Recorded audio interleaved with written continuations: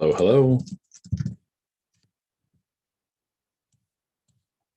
going on, everybody? We're going to get started in about 4 minutes. Going to give some people some time to roll in.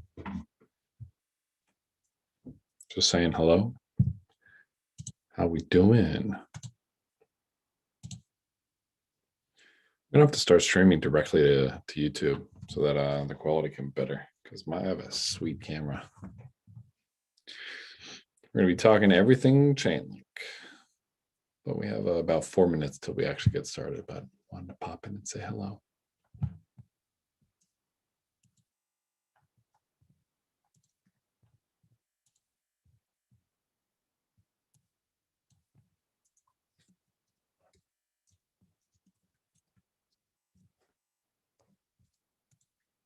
Gonna go pop this into the Discord that we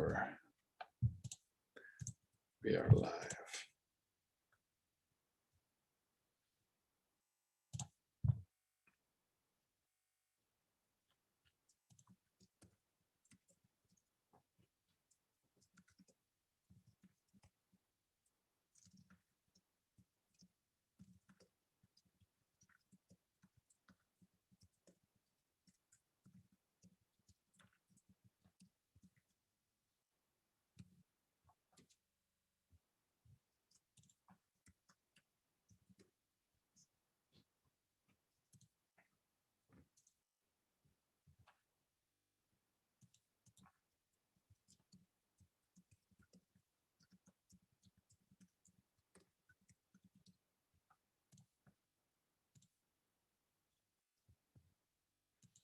Hello, hello, welcome, welcome. You'll pop this on Twitter too. Got 3 minutes left here.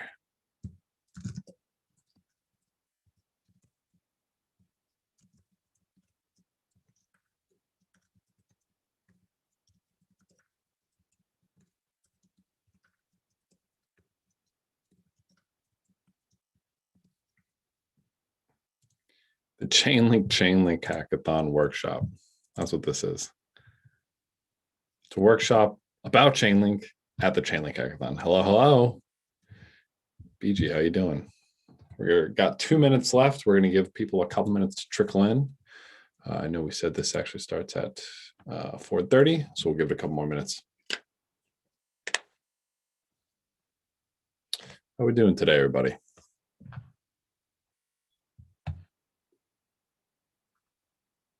Did you manage to get your testnet ETH? I did. I'm assuming you were watching my Twitter for Rinkby. Is that what that question is in relation to?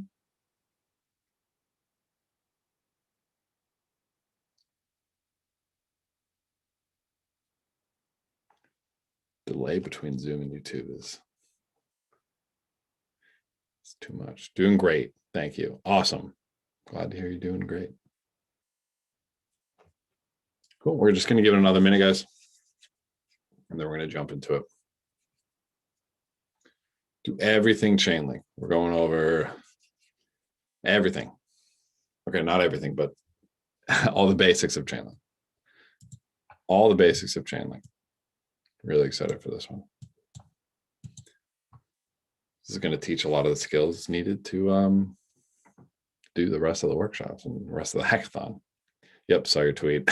Yes, I got my ring PE. Thank you. Thank you for following up. Thank you for being so caring.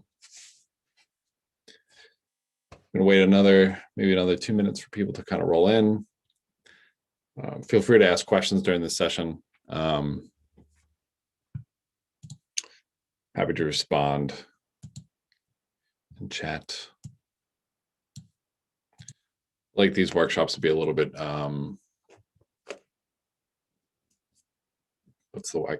the word isn't coming out. Hey, what's going on, Irvin? I like these demos to be a little bit more interactive. I'm ready. Excellent. Irvin, I feel like you already know all this stuff. You've been in the community. But I love it. Welcome. Welcome. Glad to have you here. Just gonna give it 1 more minute. There you go. There you go. You're live. Here for answering questions. BG11. Very cool. I'm going to go ahead and share screen now. you guys can see that.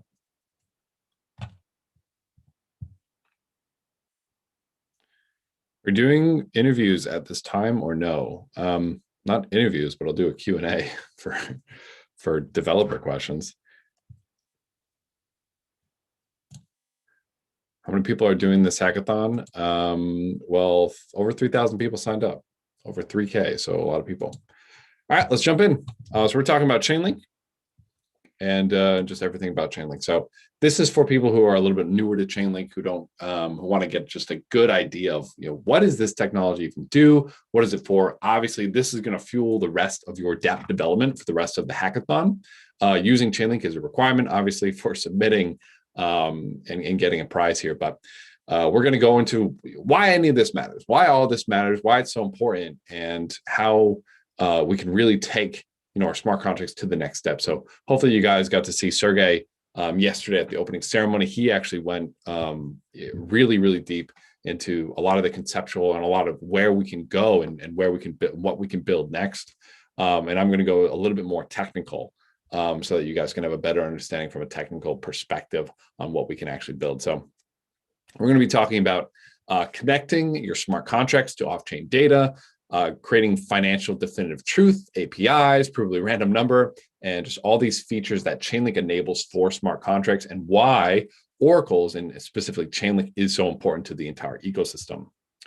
So here's a little bit of the layout of what we're going to do. So this is scheduled for an hour and a half. Again, would love to make this interactive. I will be periodically checking the comments here, so we can kind of go wherever we want to go with this presentation. But yeah, we're going to be going over what is this thing? What is this Chainlink, and how does it work, and what can we do with it? So first thing we really need to understand, in order to really understand Chainlink, is we need to understand the Oracle problem, right? We need to understand blockchains. We need to understand that smart contracts can't connect to external systems, right? They can't access data feeds, API, existing payment systems, or really anything that makes the web work today, right? This is obviously a huge issue, right? Because as hopefully some of you guys went to the earlier talk with Intro to Blockchain, Intro to Smart Contracts, where we talked about how smart contracts are the superior digital agreements.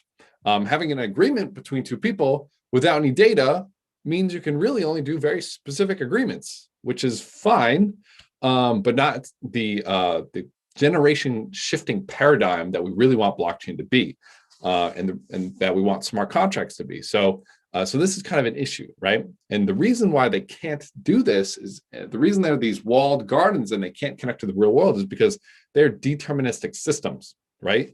So a blockchain, every single node that's running needs to be able to check on every single other node and say, are you returning the same value that I am, right? And if they're checking on random numbers or APIs that could change, one node is going to say, hey, my random number is 7. Another node is going to say, hey, my random number is 24. They're never going to reach a consensus, and this breaks the deterministicness of the chain. So blockchains can't make API calls. They can't, access the real world. And this is the first part of the Oracle problem, right? And so obviously due to this, they can't connect to, like you see here, PayPal, Visa, events data, market data. They can't connect to any of this. And this is a huge problem because, again, the smart contract, the agreements can't really do anything more than like token transfers, which is still great, but isn't the superior digital agreement that we need blockchain to be. So this is where Chainlink comes in. This is where oracles come in. So a blockchain oracle is any device that interacts with the off-chain world to provide data to smart contracts. They report the data on-chain so the blockchains can stay deterministic. So they report in a transaction, they report the data on-chain so that your smart contracts now have access to data that is useful, which is really helpful. So that's the first part of the Oracle problem, is that blockchains can't really access real-world data. The second part, though, is almost more important. The second part is that centralized oracles are a massive point of failure. So if we have a blockchain and we have oracles, right? And we're getting data from the real world, but where we're getting the real world data from is from a single centralized point. Well, that kind of defeats the purpose of building smart contracts in the first place, right? So we have this decentralized computation or this decentralized logic layer in our smart contracts, in our Solidity contracts that we code. It's all decentralized because it happens on all these nodes across the network. But if we get our data from a single point, a single oracle, now we have this single centralized point of failure, and it almost defeats the purpose of, like I just said, building a smart contract in the first place. So we want our logic layer decentralized and our data layer decentralized. Otherwise, again, if somebody can just turn off the node, turn off the data, our smart contracts are moot and useless. And smart contracts, they auto execute. They don't know that they're running with a central point of failure. So this obviously doesn't work for oracles here. So we can't have centralized points of failure. And this is a crucial piece of where Chainlink comes in. So there are these two problems. The oracles, smart contracts can't access external data. Centralized oracles are huge points of failure. So the answer to this is Chainlink. And this is why Chainlink is so phenomenally powerful. Chainlink is this decentralized oracle network. Chainlink's designed to be a modular decentralized oracle network for getting secure, reliable data. So it actually brings data on chain through an entire network. So many different Chainlink nodes actually get the data reported on chain, so that it's A, decentralized, and B, getting data from the real world. This is incredibly powerful because now your smart contracts can interact with the real world, interact with real world data, and do really anything, right? APIs are what the current web and internet and technology and software runs off of, right? When they want to connect to each other. So we're going to use those same tools that the current world runs off of and just add them into the blockchain world. So this allows your smart contracts to really do any input and any output. So these oracles are bi-directional. So you can send requests or you can get requests. You can do whatever you want to do. Which really unlocks the functionality of your smart contracts to have unlimited potential because you can work with any data or send any request or do literally whatever you want to do. Obviously, incredibly powerful.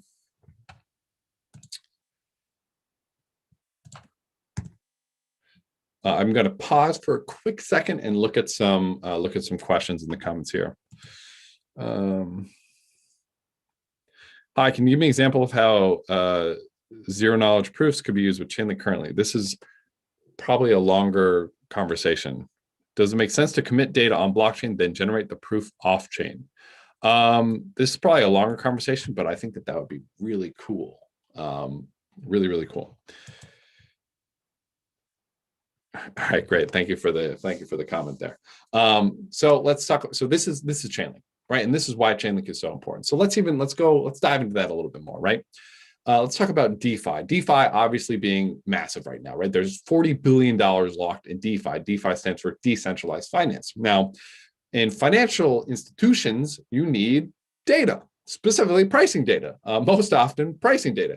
If you want to know the price of an asset when you buy and sell it, you probably should have the price of that asset so you can buy and sell it. So Chainlink has actually gone ahead and found many of the best node operators on the planet and collected their prowess to build what's called price feeds or data feeds. So these are decentralized networks that are incredibly high quality, and each node operator is independent, each independently getting data, reporting it on chain, and having it aggregated. Now, it's actually aggregated off chain with the release of OCR, and they're cryptographically signed. But in any case, the data is aggregated and on chain so that you have this kind of out of the box decentralized data that any developer can kind of reference, use, and run with, right? So right now, many of the most popular feeds are available, and you can even head over to data.chain.link. Check it out. It just got a makeover, which is really cool. I got to update my presentation. I forgot that we just released this. But now look at this. Oh, it's so cool. So these are the different oracles that are responding with data here. And here is the trusted answer. So this is the aggregation. We can see a heartbeat, deviation threshold. This is obviously, this is so cool. Oh, it's so nice. For those of you who remember the old user interface, this is just so much cleaner. But each one of these nodes is responding, and you can see what each node is responding with. You can click on a node. You can see kind of their history as well. But this data is already decentralized, so people can just grab it and run with it, which is incredibly powerful. And we'll talk a little bit about why it's incredibly powerful. So here's a little bit more to the approach here. It's highly decentralized, Sybil resistant, provably secure nodes. All these nodes have been audited, really high quality data, large open source community, and these are blockchain agnostic as well. And then Chainlink in general is blockchain agnostic, which is why you see so many fantastic sponsors at this hackathon, like Solana, like Polkadot, like IPFS, Filecoin. There are a ton of layer ones and layer twos, or Matic, Polygon, because Chainlink can adhere to whatever blockchain needs, which is incredibly powerful. So, and there's, other than the fact that, it's super easy to access and work with this data, it's also important to have on the other side, because you don't want to get hacked or attacked. Back in November, actually, of last year, so like 3-4 months ago, we saw about $30 million in attacks, or it was like 40 million or something like that, all from centralized Oracle attacks. So some protocol was using some type of Oracle that wasn't secure. The Oracle got attacked and they lost millions of dollars. So, not only are the data feeds really easy to work with, incredibly powerful, incredibly accurate and secure, but if you work with faulty oracles or faulty data, that is the recipe for getting hacked or rug pulled or whatever you want to call it. So this is a quick snapshot of DeFi. It's actually probably a month or two old, and this industry moves so fast that it's probably already out of date. And by probably, I mean definitely already out of date. And you can see some of the protocols that Chainlink is actually feeding data to right now, right? So synthetics, well, this says 1.5, but I think it's more like 4 billion, right? They're another protocol that's actually sponsoring this hackathon. Loopring, it's much more than that. Set protocol, more than that. Avia, I think they're like 4 or 5 billion right now. But these these data feeds are battle tested with these insanely powerful DeFi protocols, and these data feeds are helping secure something like $10 billion in DeFi right now. A lot of these top projects are using these data feeds, so they're just incredibly easy to use. Jump in, start building, start coding, getting your data feeds, and just going. So really, really powerful feature here. So I will stop again real quick, and I will turn off my Slack. We'll stop again real quick and look at questions again.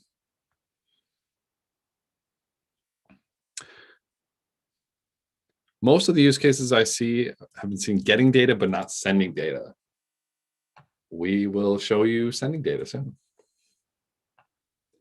How can we add a custom data feed? So for sure. So on here, you can request a feed, get some node operators together, or yourself, you can get some node operators together and start building a feed. So if you request a feed, you can talk to kind of a group of node operators and see if they can get a feed together, or just request some of the core engineers, and they'll see what they can do. All right, cool. Good questions so far.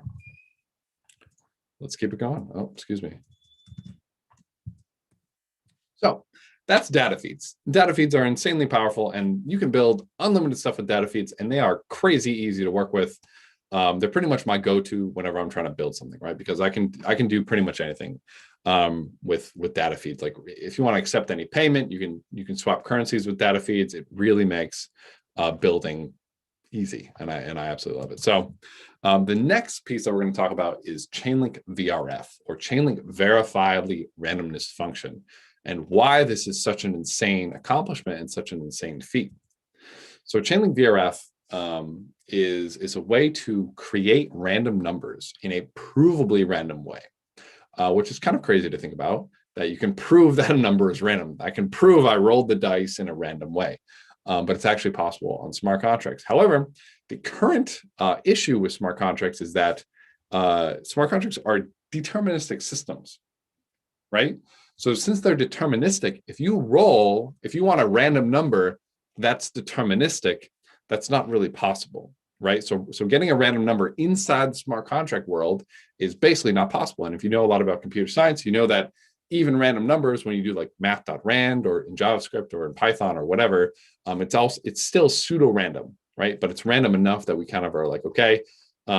In the blockchain world, it's not random enough that we're okay, because if somebody can determine the outcome of your smart contract, that's really bad, right? Because then obviously, if everyone knows the winning lottery number, no one's going to play that lottery, or everyone's going to play that lottery and just pick the winning lottery number every single time. So the current methods for getting random numbers are using like a cache of the, or excuse me, however you say it, or doing a hash of the block hash. And this actually it gives the miners kind of this unfair advantage on what the number is going to be. So again, if you have a smart contract where there's a lot of money on the line, they're highly incentivized to influence that random number, which ruins the fairness of your smart contract. So Chainlink VRF is a way to get a provably random number into your smart contract. So you make a request to a Chainlink node off chain, it generates a random result and returns it on chain in a provably deterministic random way. So this is obviously really, really powerful. And it's a way to get your smart contracts to using provable randomness. So pull it together, Avagochi. These are some different protocols that are using VRF. It's actually available on mainnet today. Check out docs.chain.link/chainlinkvrf, and it's a great way to get RNG into your smart contracts. How would the data feed look like for, this is a good question actually, how would the data feed look like for weather data? It's a great question. So actually it would look pretty much the same. Let me scroll down and see if there's any other data feeds that are non-price. I think that we have like gas, I guess it's gas price, stable coins, proof of reserve, commodities, Ethereum, gas, and the sponsors. So it would probably look pretty much the same, right? So let's just pick a top one again. Oh, it's this UI is so nice. It probably would just look exactly like this, but with, instead of like a number, it would be like temperature, or well, it would still be a number, but it'd be like temperature, right? Or precipitation percentage, or humidity percentage, or wind level. I don't know how they calculate that, but that's basically what the price feeds would look like, or the data feeds. It would be the same thing, just this wouldn't be a number, or excuse me, this wouldn't be a dollar value, it would be like degrees or something. Good question. And again, you know, the last bit in the minimum piece of Chainlink that makes this all happen is that Chainlink is able to call any API, request any data, or post any data, and really do anything. So the documentation has a ton of super, I mean, I reference the documentation all the time, docs.chain.link. The last piece, this is kind of like the smallest unit of Chainlink, is just making requests, right? And this is the documentation here of doing that. You can see we even have like an API call here. So whoever was just asking, oh, I've seen all about getting data, but what about sending data? Well, great, you just make an HTTP post request instead of a GET request. So here's the documentation on making any API call. Actually, I think I hit the rate limit on this, so I think I can't. Oh, I didn't. Yeah. Okay, so this is like the response of an API. We're going to go into this example in a little bit. So I know a lot of you guys are looking for ideas and looking for different things. Here's some of my favorite ideas. There's also the 77 smart contract use cases enabled by Chainlink. Decentralized finance is obviously huge and going to continue to be huge. Fantasy sports, Texas Hold'em, any different types of games and gaming, especially with Polygon being a sponsor here and the fees being so cheap. That looks like it's going to be a chain where there's a lot of gaming going on. Tokenized assets, you know, insurance. Insurance is one that I think is one of the easiest ones to understand the true power of smart contracts and Chainlink. You know, having a bad faith insurance with an insurance provider is basically fixed with Chainlink smart contracts. So really looking forward to more insurance protocols being built and just kind of everything. But go check out this article, 77 use cases. It's really fantastic. And then I actually didn't even put some of my other favorites, like working with NFTs. We've done a couple of different randomized NFTs, which is really fun, where you can make different game characters with random stats. If you were on with Austin Griffiths and myself earlier, we actually generated a zebra with a random strength, which was really fun. He proceeded to then make a hippo that was stronger than my zebra, you know, but so be it. But as always, you know, hopefully everyone here is signed up for the Chainlink Hackathon because it's going to be absolutely insane. And there's some really smart people working on really cool stuff now. So I'm going to move into the demo section, but I do want to pause again real quick. Look at the comments, look at the questions here. Like I said, this is meant to be an interactive session. So I know a lot of people are returners to Chainlink and already understand, you know, most of this, but happy to jump into any questions as well. and hear about what people are looking to do, what people are looking to build. Earlier, I saw that generating a random number takes a minute. What is the faster way to generate a random number? So it's really just the speed of the network that is the slow part. Yeah, I mean, Ethereum's block time right now is like 15 seconds, 20 seconds or something like that. So you need to make a transaction to request a random number and then get a random number. And that's really the fastest way, because it's going to be the way to get a truly provably random number in a non-deterministic way that can't be gamed or wrecked, basically. Verifiably random number is really important there.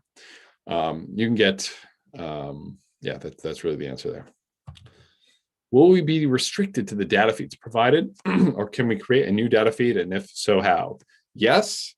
And if so, how is a longer explanation. But I mean, the basic explanation is you just get a bunch of nodes, have them make a bunch of requests to a bunch of different APIs, and have them aggregate the data together on chain. So, I mean, and all the price feed data is price feed stuff is, or data feeds, contracts, and everything is all open source. You can all see it on the Chainlink repo. So if you want to draw some inspiration from there, absolutely have a blast. So instead of using data feeds of Chainlink, I could potentially just use an API of, let's say, flight status provider. Yeah, for sure. You can do whatever you want to do. The thing you need to think about, though, when you're deploying these is decentrality, right? If you're working with a single API provider, that's going to be that same issue where you don't actually have a decentralized, your logic isn't actually decentralized. So that's a really good point, actually.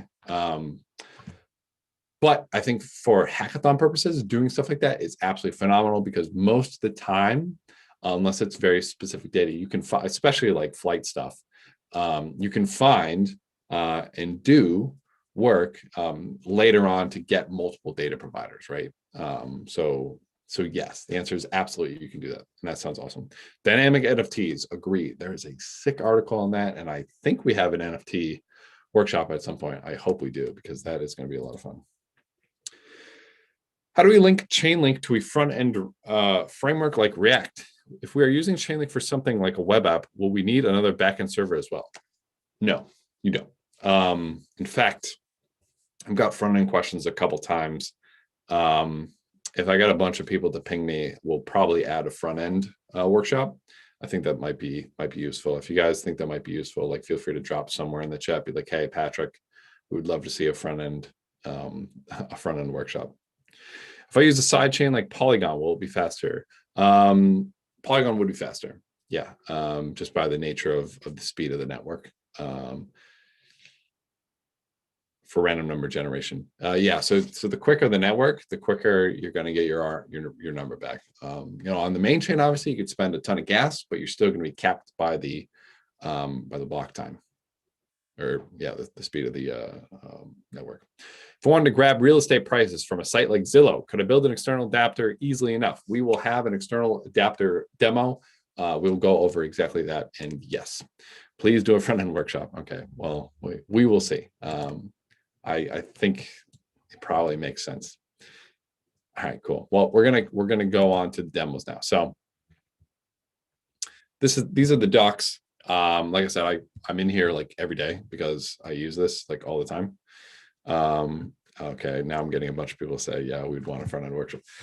All right, maybe I'll add one. I'll add one to the agenda app for next week. Yeah, I'll add one to the agenda for next week. All right, so here's the docs. And again, if you're brand new here, if you're like, I'm still super confused, go to this beginners to basics tutorial. Go through this. It'll teach you how to do exactly what we're going to do right here. And if you're still confused, pop into the Discord, say something online, do whatever you want to do. But just make it known that you're a little confused. So front-end workshop will be amazing, and dynamic NFT workshop too. Dynamic NFTs is definitely on the calendar, I believe. But all right, so let's look into getting the price of an asset. And you're going to see why I love working with the data feeds, because of how easy they are to work with. And like I said, these are the data feeds that are fueling like 25, 30% of DeFi, right? So these are incredibly powerful, and they're also one of the simplest to use. And my internet is kicking out just a hair, which is fun. Let's try that again. Maybe Remix doesn't want to work for me right now. Or maybe Remix is down. No, there we go. Just a little slow for some reason here. So once you hit this button, you're going to come to Remix, and on the side, you're going to have this GIS thing here, and you're going to have less than 4. You're just going to have 1, and it's going to be price consumer v3 does so. I have a whole bunch because I've been doing this a lot today. And let's even zoom in just a hair. So if you came to some of our original Solidity and smart contracts courses or workshops earlier today, we kind of walked through what this is doing, right?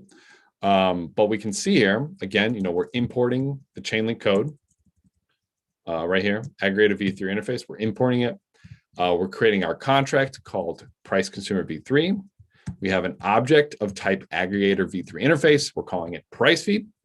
And then what we're going to do in our constructor, again, the constructor is what gets called when you deploy the smart contract.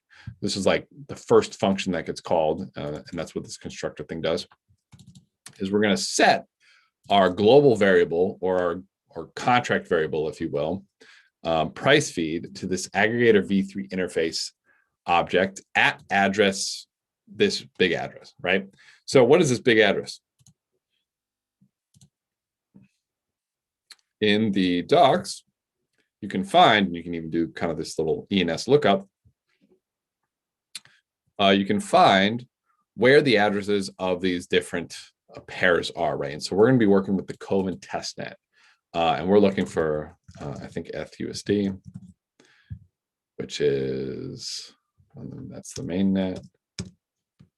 This is that's Rinkby. Can I get Coven, please? Coven. Okay, great. RSI 4 hours. I'm not sure what that means. Oh, that's USDT. Okay, cool. So it's going to be this address right here, and then it's already populated here. But that's how we reference the address that we want, the pair that we want. So we want ETHUSD. So we use the address for ETHUSD, and you can find all of the addresses right in here. Okay. And then once we do that, once we have this global variable defined, we have this function down here. Oops. Called get latest price. Okay, and it calls pricey.latest round data. It just calls this function, and it returns this big object here, and we're just going to return the price, right? So that's going to be the price. So we're going to actually compile. Control S works, but we're going to also hit the big button there. We're going to deploy, and now since these contracts are on specific networks, right? For example, Coven. I'm on the Rinkby network. I actually have to switch to the Coven network, right? Because we want to be on the Coven network, and now we're injecting Web3 is now the Coven network. We need to be on the Coven network because this contract is on the Coven network. So we have to deploy this to the right network. So we're going to deploy it. MetaMask is going to pop up. Can you guys see that when MetaMask pops up?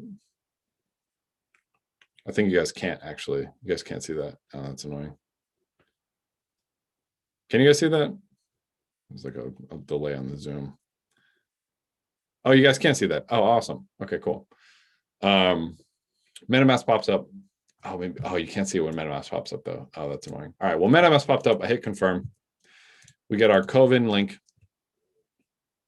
Our Coven link here. We're just going to refresh, and this is the transaction that's deploying the contract, right? Again, if you haven't really worked with Remix that much, we're deploying the contract here. And now that it's deployed, we have our get latest price function that we can call, and we get the latest price. So this is the latest price of Ethereum in USD, and 1,803 is the latest price. The reason that we get that big number without the decimal is that Solidity doesn't work with decimals very well, so we multiply it basically. So this is 1,803, and now we have the price of ETH in our smart contract, and we do whatever we want with it. We can have an absolute ball. Any questions with this? No, we can't. Can't see MetaMask. Shows for a split second, then disappears. Sorry, it showed up. I hit confirm. That's all I did. I promise. Any questions on this? I ran out of tea, guys. Black tea too. Yummy. As I'm waiting on questions, I'm going to flip over to the next bit. Is it free to use those data feeds? And if so, who pays for them? Fantastic question. So data feeds, we go back to data.chain.link. They're being sponsored by sponsors. So no, they're not free. People are paying for them to keep them up. However, as you saw here, it is just a view function. So it doesn't cost you anything to pull the price or use them.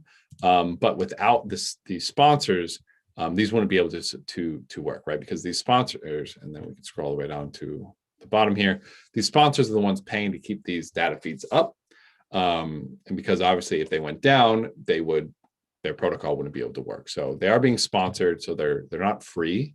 However, they are meant to be kind of this community resource where it's cheaper than if you ran even your own centralized Oracle, right? Because everyone's chipping in a little bit. So they are just a view function though, so you can just grab it. But the ask at the moment is, if this starts to be a crucial piece of your infrastructure, probably makes sense for you to want to support and help sponsor it as well. And that is the current situation. So they're not free, but it is just a view function, so you can just kind of pull the data. Does the contract have to hold a balance? No, it doesn't have to hold a balance. So you saw, like, let's even delete this, compile it again, deploy. I hit confirm, MetaMask popped up. I promise it did. I hit confirm. It's gonna pop up here. We're gonna hit get latest price. See, I didn't fund it with any money or anything. Like I said, it's just a view function. And it's the same on mainnet, absolute same on mainnet. So yeah, these are mainnet ready, where you don't have to fund them with anything. How do you know where the decimal will be? Great question. So for fiat pairs, it's 8 decimals, and for cryptocurrency pairs, it's 18. That's really it. So if you keep that in mind, these are really easy to kind of like, do the math with. So like, for example, ETH/USD is going to be 8 decimals because it's a USD pair. And so it's fiat on this side. But if it were to be USD/ETH, this would be 18 decimals, right? Because it's got ETH as the base pair, or the base currency. Good question. I ran out of NFT.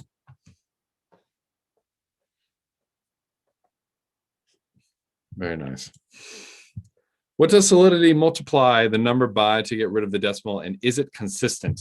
Good question. Yep, I just answered that. So it's going to be, for 8, obviously you're going to do 10 times, or 10 raised to the 8th, and then 10, raised to the 18th. Good question. And yes, it is consistent for those.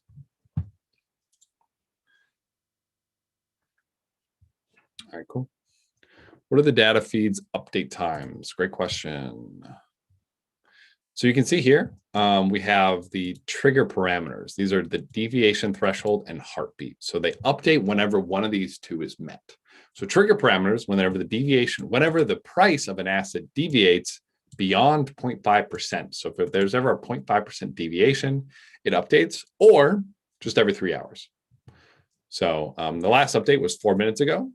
That is probably because it's a little bit volatile right now. So it's just updating more often, right? Because obviously we don't want a price to spike and then, 3 hours to go by and then we get a new price. There's a deviation trigger, which is really nice. Good question. Great question.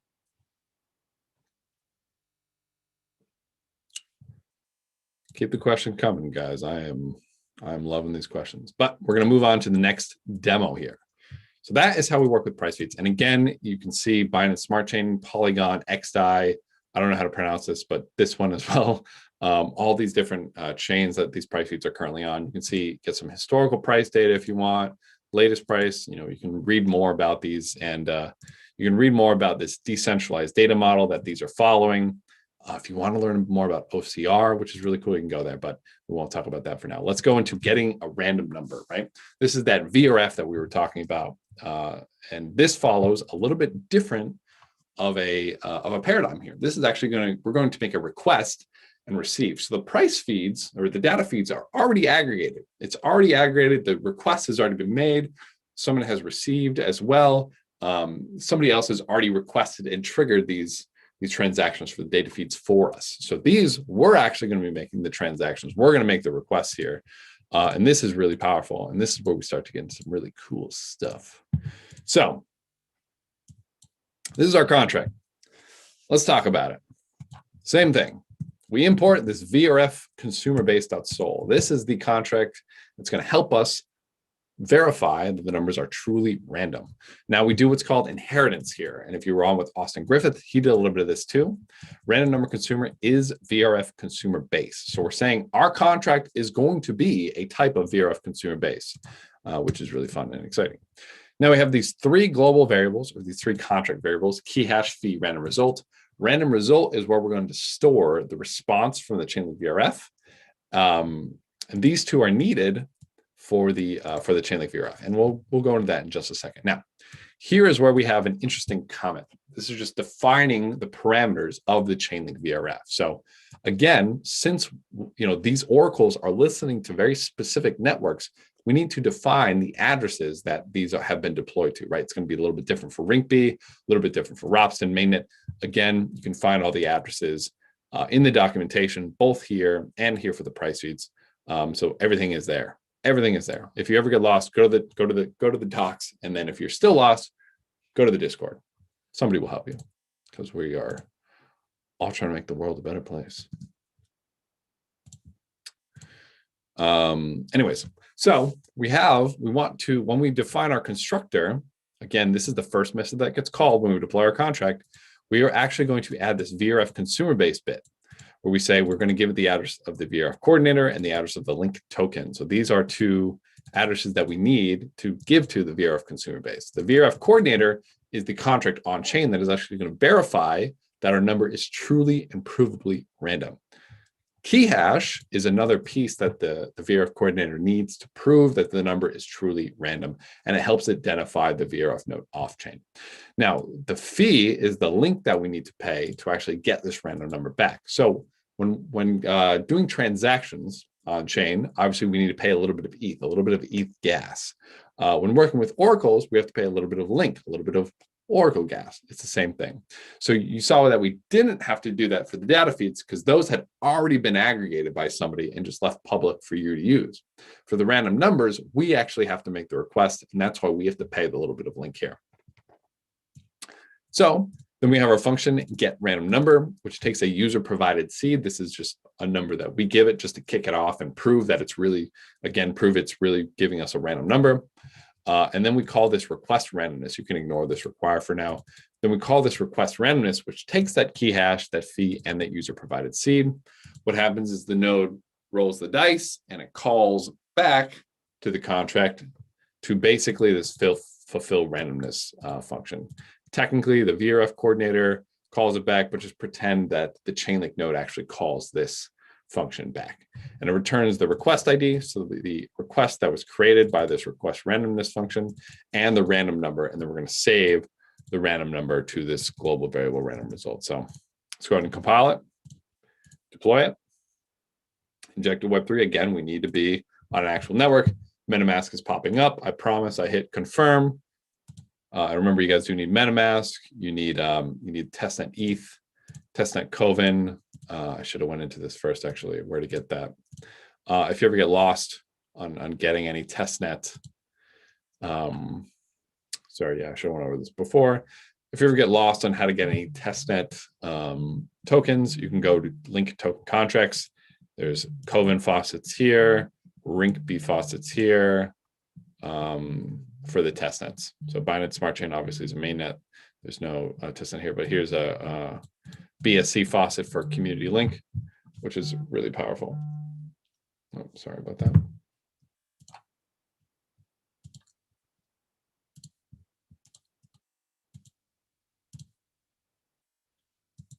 But great. So we have our testnet. We have our testnet ETH, so we could deploy the smart contract.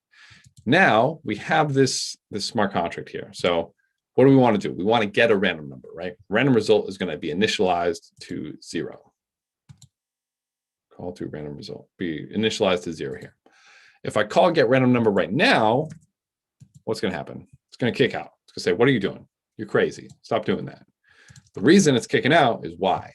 Because it needs the link fee in order to actually make that request. So we actually get this gas estimation failed. And this is saying it failed with the follow error below, right? Gas, it doesn't know why. It's because we don't have enough Oracle gas or Chainlink to actually make this work. So we're going to copy it. We're actually going to send it some link. So MetaMask has popped up. I know you guys can't see it. Sorry. But I'm sending it to link or one link or whatever I want to send. MetaMask really doesn't pop up even when it's in browser. Huh? So I'm sending it to link just to be safe, just so in case I want to do it a couple times. And again, this is going to give us a little transaction.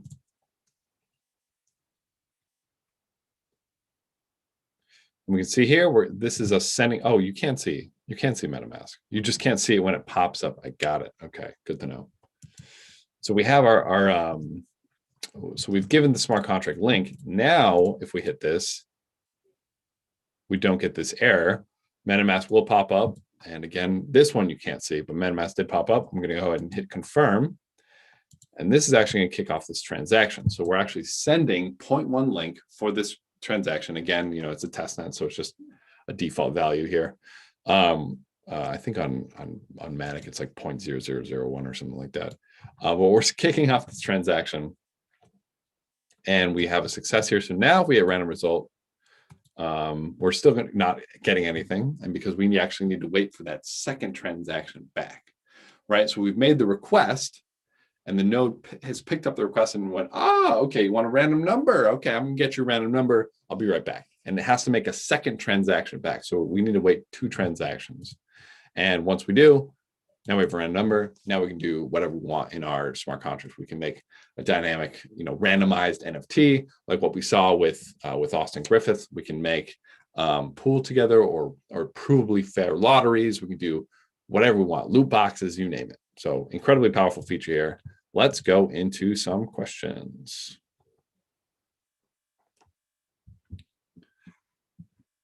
Front end workshop. Yep, we'll do a front end workshop. Can you make the contract be triggered when some condition is being met in some time in the future? Yes, that's a great question. So smart contracts don't react to polls, or I'm saying that wrong. Yes, you have to call the functions though in order for them to do it. They can't watch anything, right? You can't have smart contracts aren't like servers that'll watch something. However, what you can do, and this is actually where Keeper comes in. And if you are here and you want to check out Keeper, this is actually exactly the type of thing Keeper is good for, right? It's good to monitor some event off chain, right? And when that thing happens, do something. And definitely check out Keepers.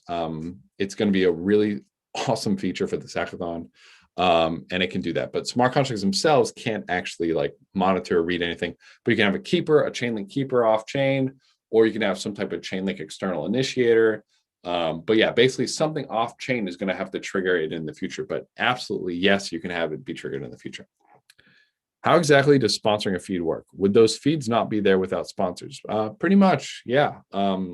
Because again, like we just said here, in order to make a request, you have to request and receive data.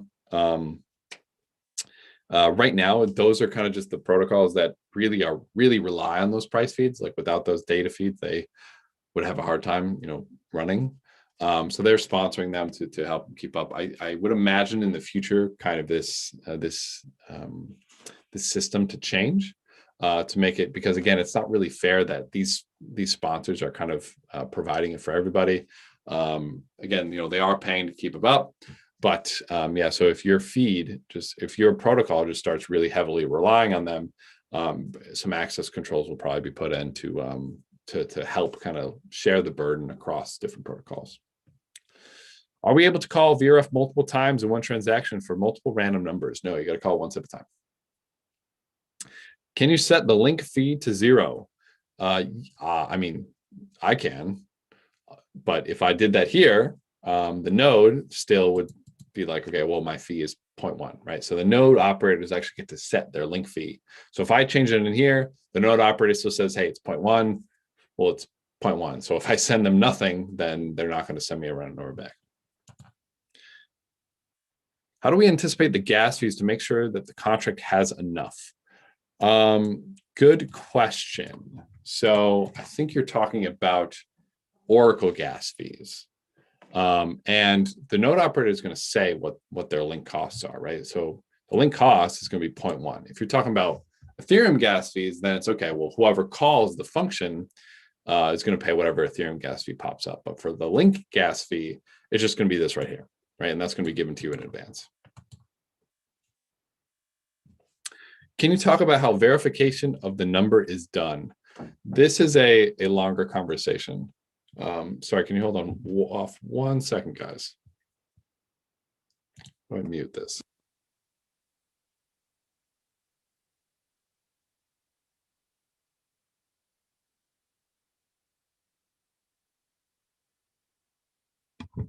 Hey, sorry about that, guys.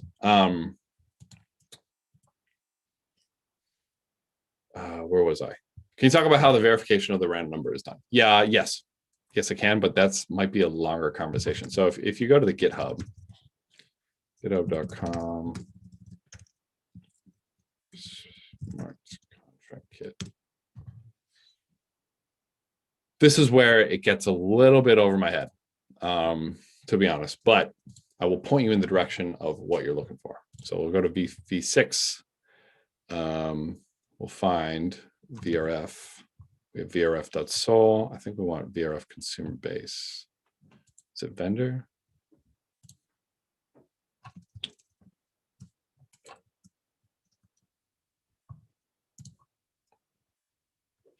Everything is in here. So if you want to go through this, you can read this comment. There's kind of a lot here, to be honest. But this will actually give you everything that you want to know. So it's checking that hash that we give it, that seed phrase that we give it, and verifying that it's truly random. So that's really all I can kind of go into it without getting super in the weeds. Good questions, great questions. Is the randomness thing available on Solana? Not at the moment. Where can you see how much an Oracle node is requiring in the 0.1 example? Good question. And actually, we'll get to that in the next video. For VRF, it's just 0.1. For Chainlink VRF, it's just 0.1, but we'll get to fees in the next video. So any other questions? And then we'll move on to the next one. And I'm going to get that set up while you guys think of any additional questions.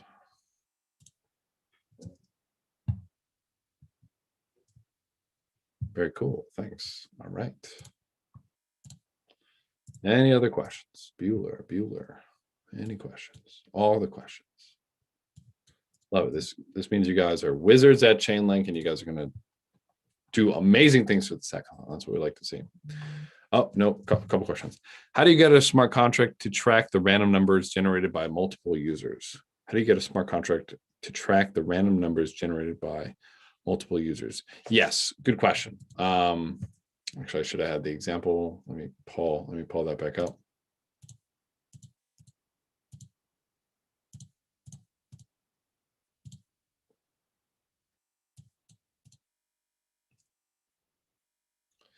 So what you'd want to do is make a mapping here. I'm not going to go right into it, but basically you do, instead of this here, you do like quest ID, excuse me, bytes 32, quest ID equals request randomness. So this request randomness assigns a bytes 32. And then what you do, and then you just return request ID. Excuse me, request ID. And then what you do is you'd actually set this up to like a mapping. So it would be like at the top, we'd have like mapping of request ID, excuse me, to address, called like request to address. Is that even the right syntax? No, that's not. It's the whoops. Oh, whoops. 32 to address, and then we'd save it in this request to address here. Do like request. I guess I am doing a little coding here. Request ID to address of request ID. We're going to set that to equals like message.sender, right? And then I'm not going to finish the rest of it, but then the fulfill randomness function, we would just pull it out of that request to message.sender. So great question, actually. It's possible to use Chainlink to pull data on chain that can trigger a contract from a different language, e.g. Python. Come to the external adapters workshop. That is exactly what we're going to do there. I had a question about weather feeds right above if you have a chance to answer. Oh, did I miss your weather feeds question? I don't see it. Feel free to ask it again. So Chainlink VRF is not available on mainnet. It is available on mainnet, 100% available on mainnet. If you want to use Chainlink VRF on mainnet, just email vrf@chain.link right now as we kind of grow the network and get everything settled up. Cool. All right. Last example here. Now that I've botched up that smart contract. This is the kind of the minimum piece of Chainlink that makes this whole thing possible. This is making arbitrary gets, posts, and any type of requests, right? So this one obviously requires a little bit more work because you do need to build these decentralized systems yourself. However, they're also the most powerful because you can use them to do anything. Just because I made this recently,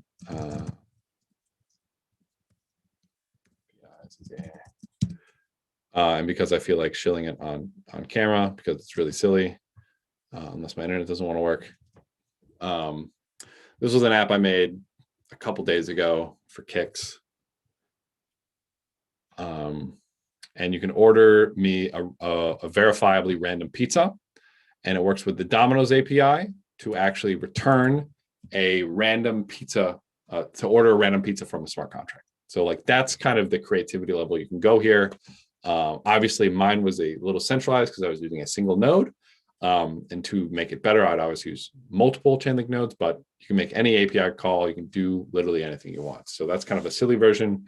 More interesting versions that we've done recently, or that I've done recently, have been like with IPFS, setting that as a backend, or making a call to some specific API, like to get maybe the reserves of an asset.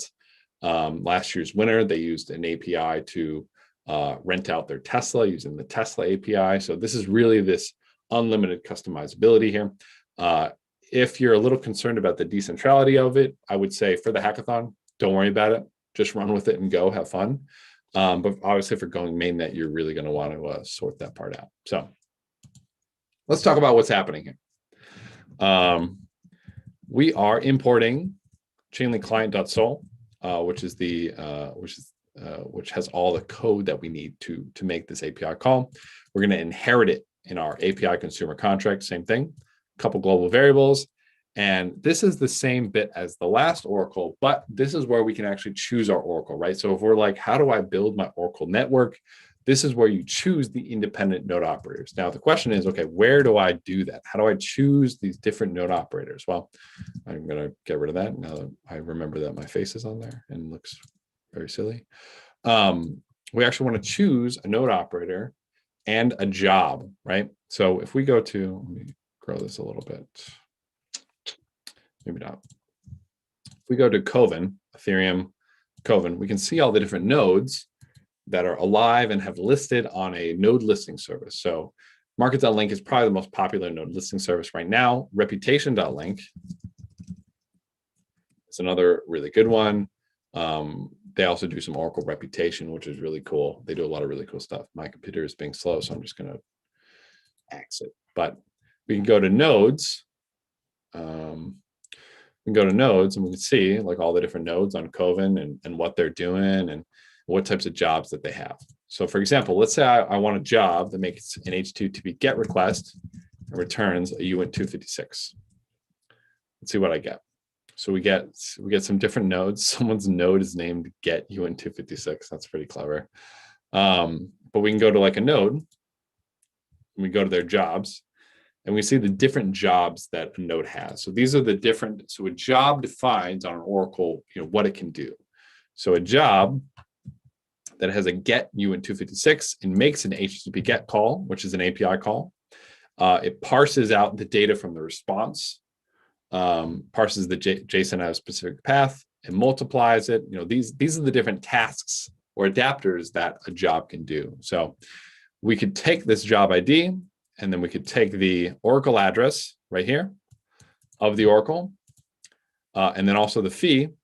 Somebody asked about the fee, so let's go back to that job and let's see the, excuse me. Okay. And again, this is on the Coven network. We can see the fee here as well.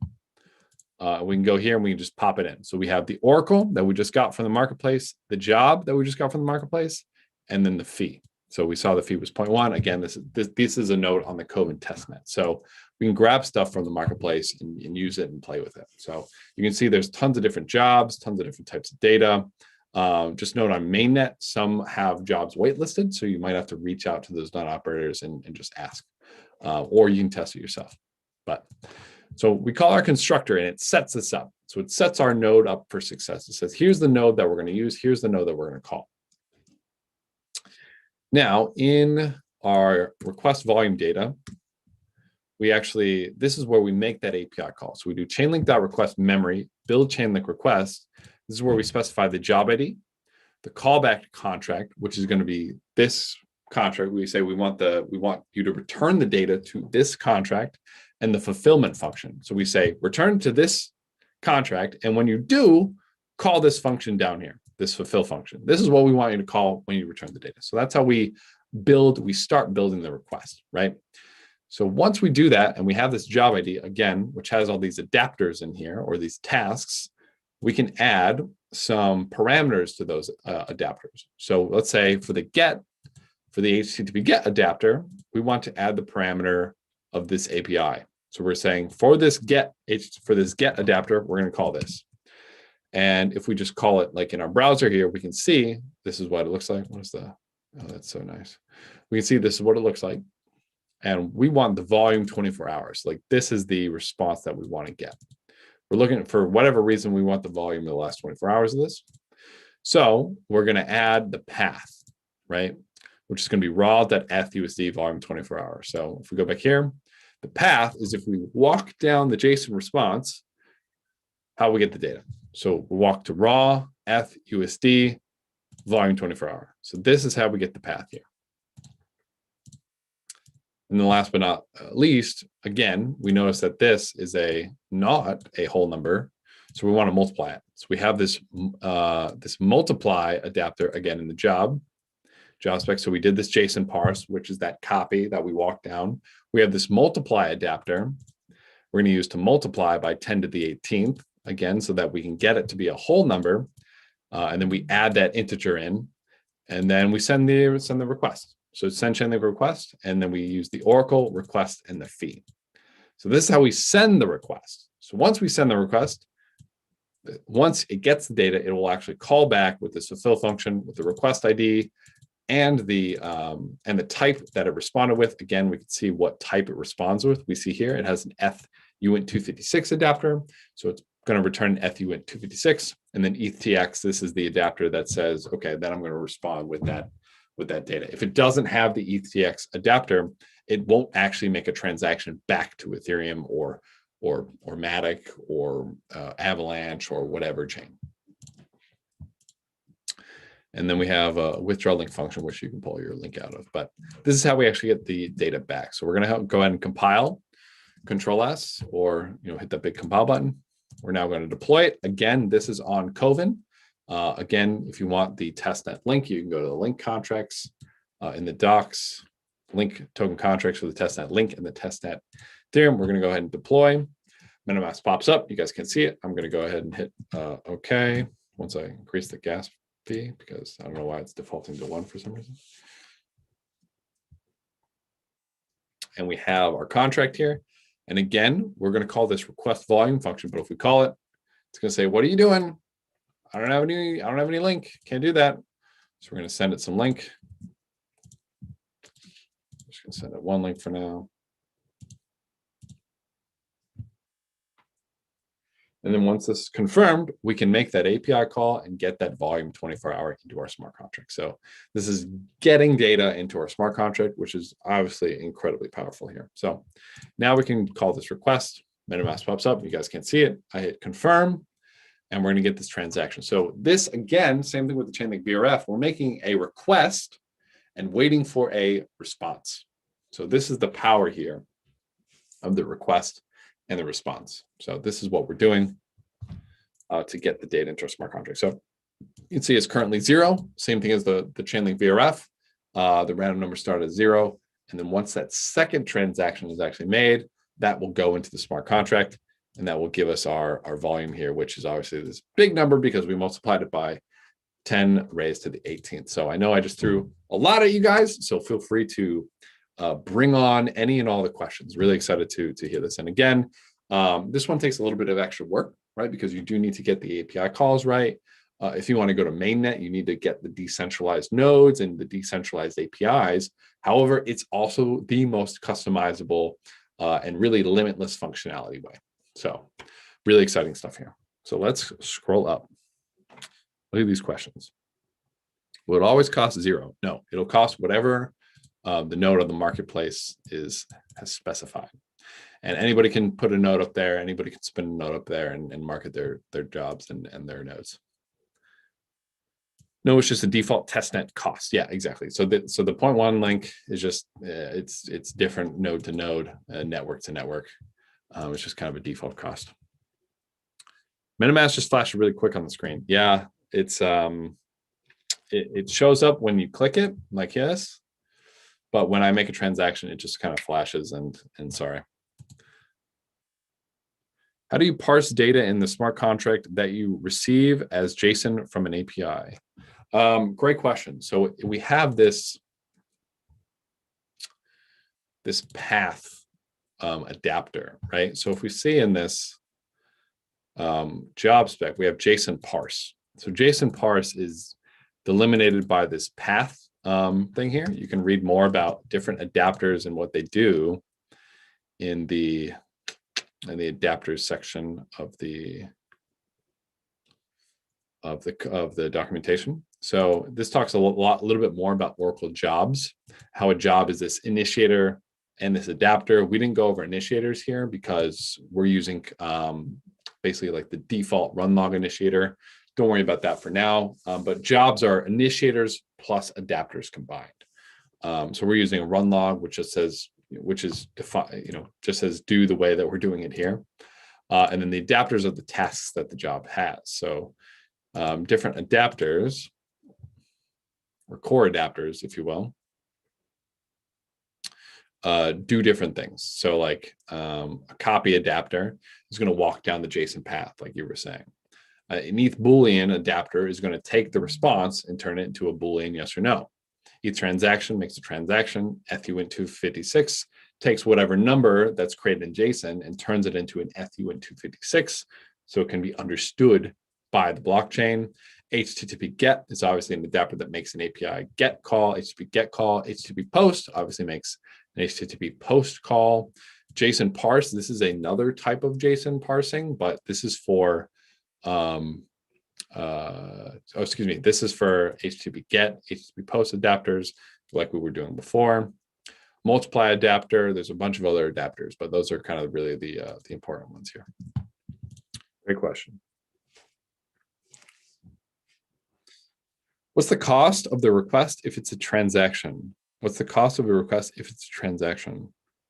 I don't understand the question. So whenever you interact or call a function on a blockchain that will change the state of the blockchain, you have to make a transaction. So I can call this volume transaction or function as much as I want because it doesn't actually change the state of anything. I can't call this request volume as much as I want. Whenever I call it, I have to kick off into the transaction because it will change the state of the blockchain. So you do have to kick off a transaction whenever you interact or change the state of a blockchain smart contract. Why is it you have to pay when calling the function, but we also have to fund the contract with Link? I'm not sure I understand the question here. So when we call the function, we actually are paying with Link to the Oracle, right? So it's like, here's how I think about it. When we're doing our logical computation, we pay ETH to do our logical computation. When we get data, we pay Link. So when we interact with the outside world to get data, we pay Link to work with oracles.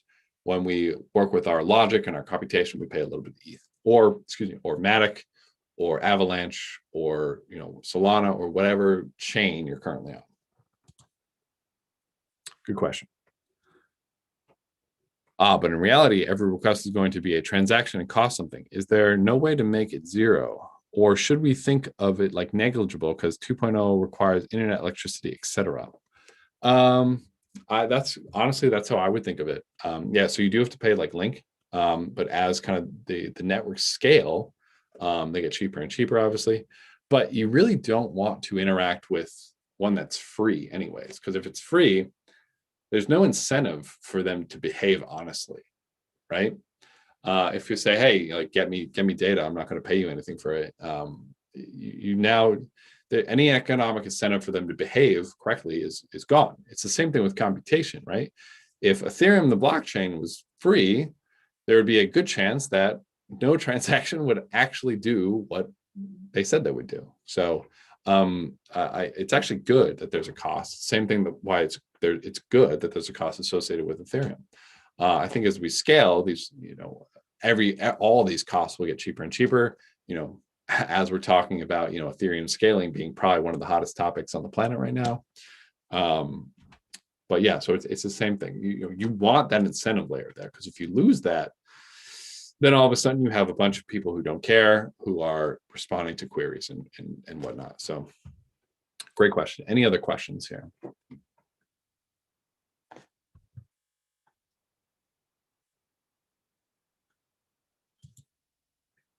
right, cool. Well, if there are no more questions, we can actually do a couple different things here. What do you guys want to see? I'm looking for recommendations here. So we can do more Q&A.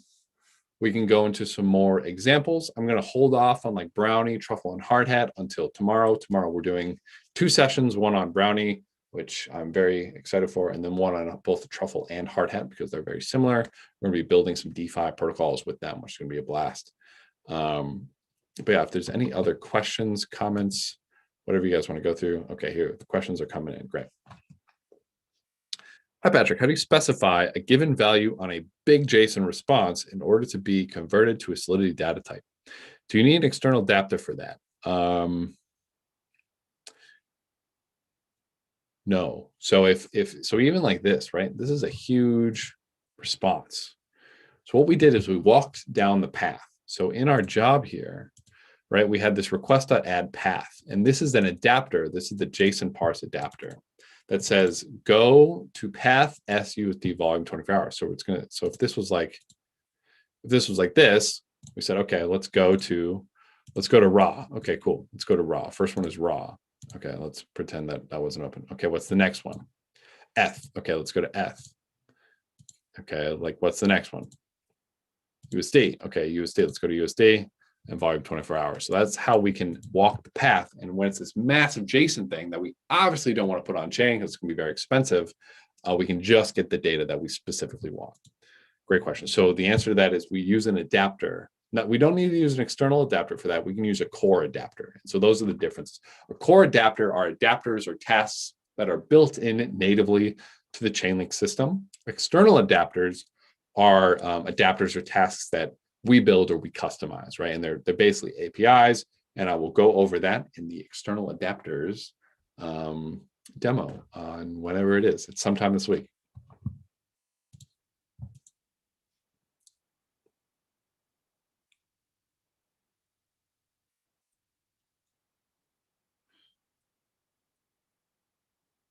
Do you have layer 2 solutions for Chainlink? So Chainlink is a layer 2, right? Because Chainlink is built on top of these layer 1s, these different smart contract platforms. But I think the question is more like, what are the scaling solutions? Which is really which is a great question. So Chainlink OCR actually recently came out, which is incredibly powerful. I think we have it in the docs actually. I should just go right to the docs. I should have docs of everything. Docs are great. OCR, or off-chain reporting, which does this aggregation off-chain and makes a single response to the chain or to the smart contract network, which is incredibly powerful. And it reduces costs by like 80% of the previous costs or something like that. So really powerful, really incredible stuff. There's also a next iteration of this that's going to make things even cheaper and even more efficient. But that is in the future and to come. So there are scaling solutions for Chainlink in play and in the works, but they're not layer 2 scaling solutions because Chainlink itself is already a layer 2. Good questions. Love to see more examples. Okay. All right, Riz, we'll have to do some more examples. And again, Riz and everybody else here, if you're looking for like, okay, I want to just see a DApp. I want to see a full end DApp. I get it. I got you. Let's build some stuff. 100% check out Brownie, the Brownie thing tomorrow, and the Truffle and Hardhat. We're going to go literally end to end building an application using Brownie and Brownie in the morning, Truffle / Hardhat in the evening. So don't miss that. It's going to be a lot of fun. If we have time, we'll do some front end stuff, but we'll see if we have time. My question skipped. Gavin K. I don't see a question. If I understand correctly, this code is calling only one oracle. How would you add another one to be more safe in the response they're giving you? Great, amazing, fantastic question. So what you would do is maybe request volume data. You could have multiple requests. Chainlink.request memory, like request 2. It's a terrible name, but request 2. Can you scroll over, please? No. Request 2 equals this whole thing.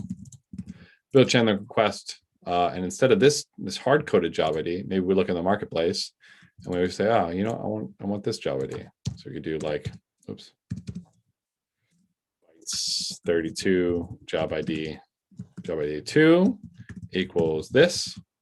Grab this job ID 2. We can even do address oracle 2 equals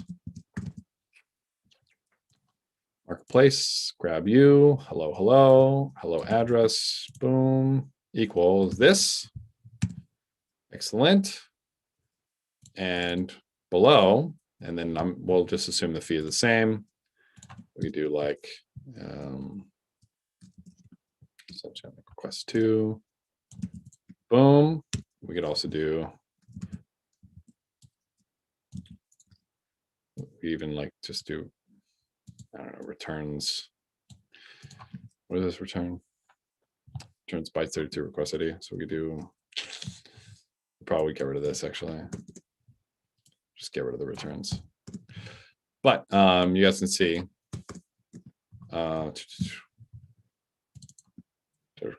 Oracle 2, request 2, this would be fee 2, and then repeat, rinse, and repeat, and maybe even change the fulfills. And this is where you put like a mapping in here. So you could do like, actually you'd probably do, we're gonna go super deep into it, like bytes 32 request ID 1 equals this, bytes 32 request ID 2 equals this.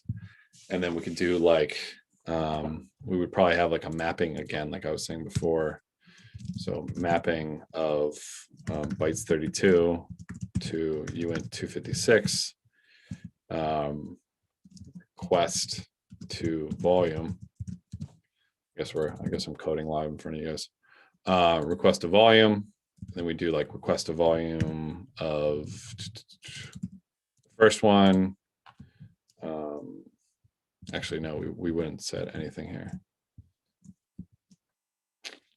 But in this fulfill function, we could just like do request to volume underscore request ID equals underscore volume. And then same thing for all the other ones. And then we could see, okay, which requests responded with which with volume, or what probably makes more sense is you do like Oracle, like you'd have like this be address to U256. This would be like Oracle to volume, and we could see a history of which oracles responded with what. And this is actually what the data feeds basically do. And then on the last step, maybe you could have like a function aggregate. Function aggregate. I'm doing some pseudocode here. Function aggregate, and then it's like you do a for loop, like for each. I know this isn't possible in Solidity, for each Oracle response. This is very bad pseudocode. This is like Python pseudocode, so just ignore it. For each Oracle response, add together, and then return the mean of the add together, right? So you just return the mean of all the Oracle responses add together. That's obviously pseudocode, but it wouldn't be too difficult to put together. So that's your answer there. That's a great question. Absolutely great question. So, and that's how you build these completely customized networks, these completely customizable these data feeds, and really do whatever you want to do, which is really powerful here.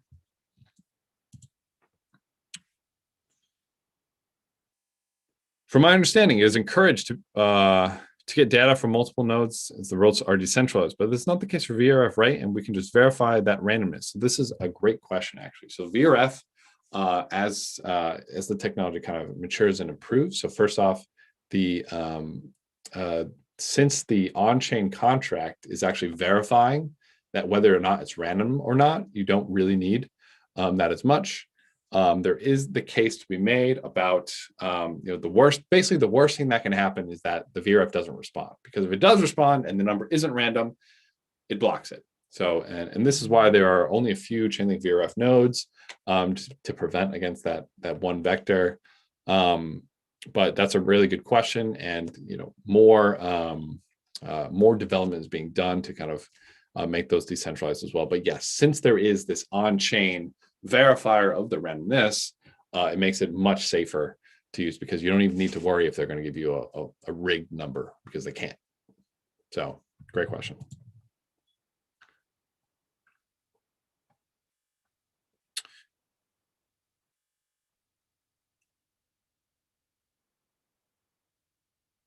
What is the purpose of all this? To find the correct number to whatever question you're asking. Yeah, it's to get data into your smart contracts. Hey, is 10 raised to the 18th hard coded? If so, why? 10. Good questions, guys. Keep them coming. Yeah, so this is just a way for us to write 0.1 link for the fee. I mean, the other way we could do it is like 1, 2, 3, 4, 5, 6, 7, 8, 9, 10. 1, 2, 3, 4, 5, 6, 7, 8, 9. So this is the other way we could write it, the fee, but we just don't want to write that because that's hard for humans to read. So we write this and we go, okay, 0.1 raised to 10 to the 18th, aka 0.1 link. Great questions. Great questions, everybody. Keep going.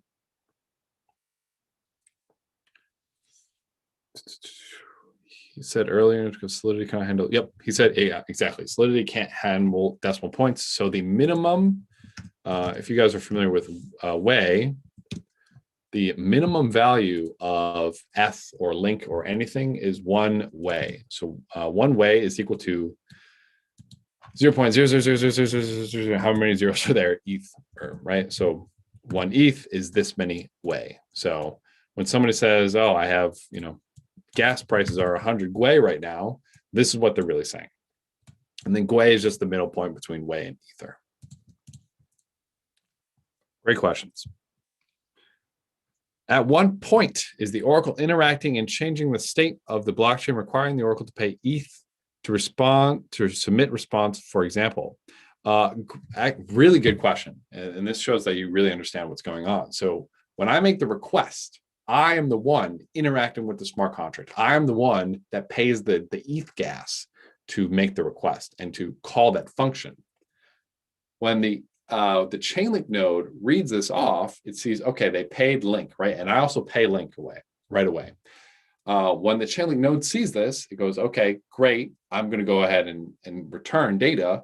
The Chainlink node is the one that actually calls the contract, and it's the one that pays the Link. So when the second contract that the Chainlink node does respond, it's actually paying the ETH. And most nodes actually have like a max gas cap, so that they can't just get millions of ETH attack there. But yeah, they will be the ones to make the response and pay the gas in the response. Great question. Chainlink was recently released on Arbitram testnet. Can you explain a little bit of what Arbitram does and what it does for Chainlink? Oh, this is such a good question. Arbitram is a rollup. Rollups are really awesome. So rollups are kind of like more like true scalability for networks. So like something like Matic, or excuse me, something like Polygon or XDAI. These are side chains, right? They're these own side chains, but they have bridges that connect. A rollup is basically hooked in to the Ethereum mainnet, but you can do your transactions there. So Arbitrum is an example of one of these rollups. If you've heard of Optimism, Optimism is another rollup, and particularly it's an optimistic rollup where it kind of assumes that things are going to be good. It's if you guys want to learn more about rollups, Vitalik has a blog out called like an incomplete guide to rollups. And it gives a good idea of kind of these different scalabilities. So Chainlink is live on Arbitrum testnet, which means that Chainlink is live on these rollups, which is really fun. Great question. So Arbitrum helps scale the Ethereum network, and what it does for Chainlink is Chainlink can run on Arbitrum and bring data to the Arbitrum smart contracts that will roll up into Ethereum.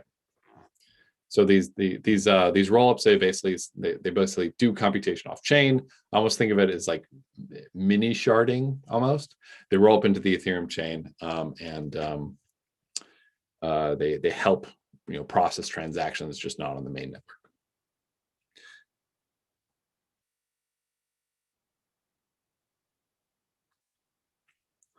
Instead of creating multiple requests in smart contracts manually, can you make your own data feed, but for requests where multiple nodes check it off chain and they report back if they reach consensus? Yes, you absolutely can do that. That is a little bit harder, but absolutely 100% you can make your own. That is where I would kind of have to point you to the GitHub and kind of copy the contracts there, but you absolutely could do that. So the jobs that we were using were actually called we're called run log jobs. That would be a different one that's called Flux Monitor, where they actually, let me actually find the initiator. It's actually a different initiator. A Flux Monitor one. The Flux Monitor will actually do that monitoring off chain and trigger an update whenever there's a deviation. You can also write your own external initiator, which is, again, the initiators are just what kicks off a job. For the run log, a run log job is just kicked off whenever we do that send Chainlink request to. That defines a run log job. Flux Monitor is a little bit more interesting. I would definitely say check out the Chainlink repo if you're interested in that.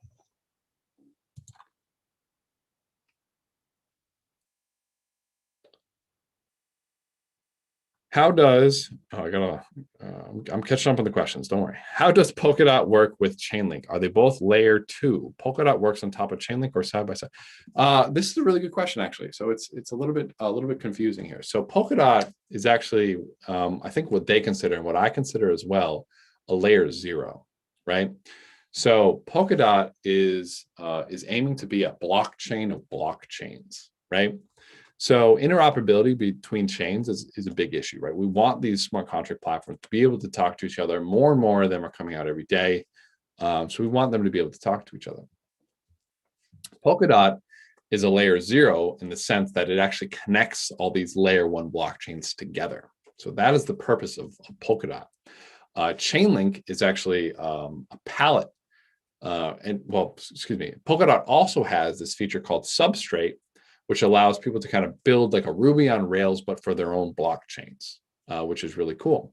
Chainlink has a palette with Substrate for these Ruby on Rails blockchains, where you can make a blockchain that natively already comes integrated with Chainlink and has like Chainlink as kind of this default Oracle service for these Substrate chains. So they're not both layer 2s. Chainlink is actually the layer 2.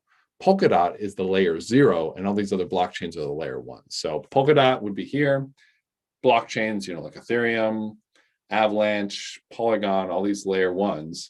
Although Polygon is like almost like a layer 2 because it's kind of it's a little that one gets a little bit tricky. And then you have your layer 2s like Chainlink, right? So so really good question. So that's how it works. Hopefully that answered your question.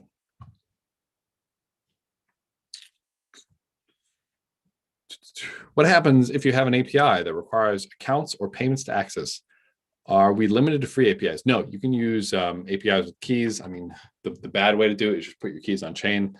The better way to do it is build an external adapter, which you should come to that workshop where we will explain how to do that. Basically, you give your key to like a node operator, and that node operator makes that API call with the API key so that that key isn't, public information. So great question. We will show you how to do that in the workshop. Seems like ETH and Link will be, okay. Do rollups sacrifice decentralization as I understand other L2s do? No, they actually make everything way better, right? Because you're still running this decentralized network, this decentralized layer 2, and it does this. It's actually, I think that it's actually probably better for decentralization. Because you can still like challenge these layer 2 transactions, right? So it's basically the answer is no. It doesn't sacrifice decentralization really.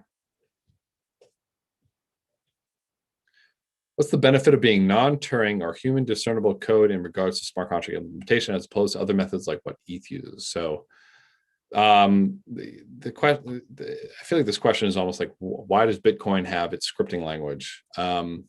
There are a lot of reasons for that. And one of them is that you don't have these crazy, you'll never have like a crazy smart contract where, maybe there's some recursive stuff that happens where it just drains forever, or, you can accidentally program your smart contract to do some crazy, if you're like a blockchain like Bitcoin, for example, that intentionally does non-Turing complete smart contracts, it's because of what you want your blockchain to do. Right? Bitcoin wants to be a store of value, and it's good at that, right? And it doesn't have Turing complete smart contracts because it doesn't want to, sacrifice any of its attributes. So that's it. That's kind of, that can get into a little bit more philosophy there. It's really just a choice of what you want the blockchain to do. If you wanted to have Turing complete smart contracts so they can do this smart contract platform, then great. If you want it to be more less functional, gold doesn't have smart contracts, and people still value gold, and it's probably better that gold isn't like programmable, but or maybe it's not better, I don't know, but yeah, those are kind of more philosophical reasons behind that.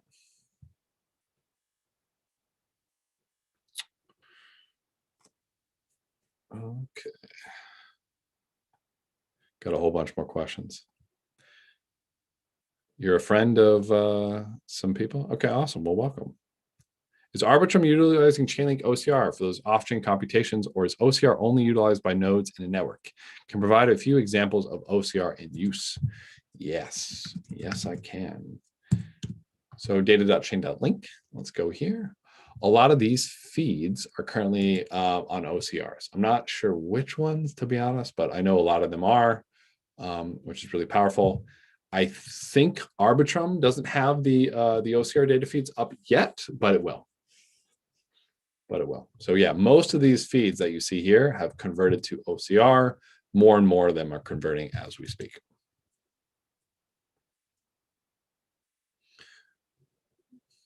Some weird questions here. You have your T. Okay. Yep, I have my T.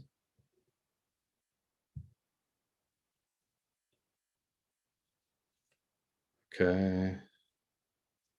Can you explain how Chainlink is blockchain agnostic? Like Chainlink operate without ETH and some other gas fees?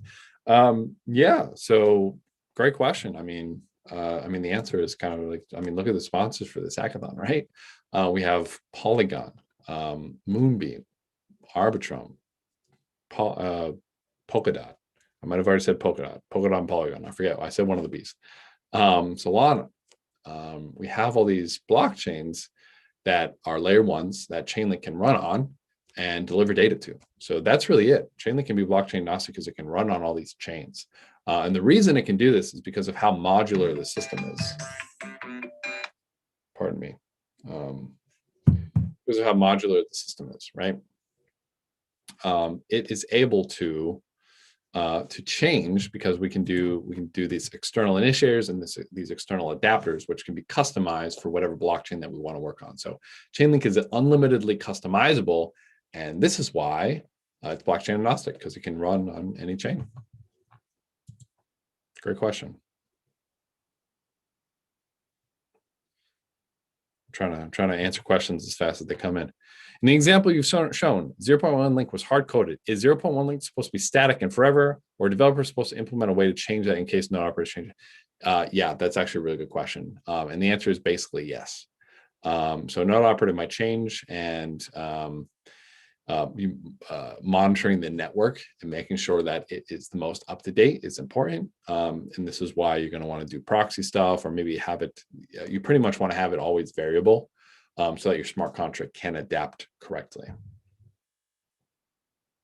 Great question. It is an ERC20, correct? No, Chainlink is an ERC 677. It has a bunch of increased functionality specifically for working with off-chain data.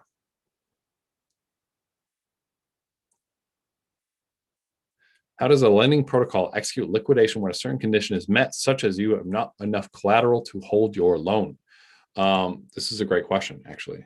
So it can really be, it really depends on the lending protocol, right? So like maybe after every transaction, it checks to see if you have enough collateral, right? Maybe once a day using something like keepers or something, or some type of timed Oracle mechanism. It checks to see everyone's balances, and if they're out of sync, it liquidates things. Maybe anytime there's a specific price update or something. It really depends on how the protocol wants to implement it. Link is not an ERC20. It is an ERC 677. This is a backwards compatible ERC20, so it has increased functionality, like I was saying, but you can also use it as if it's an ERC20.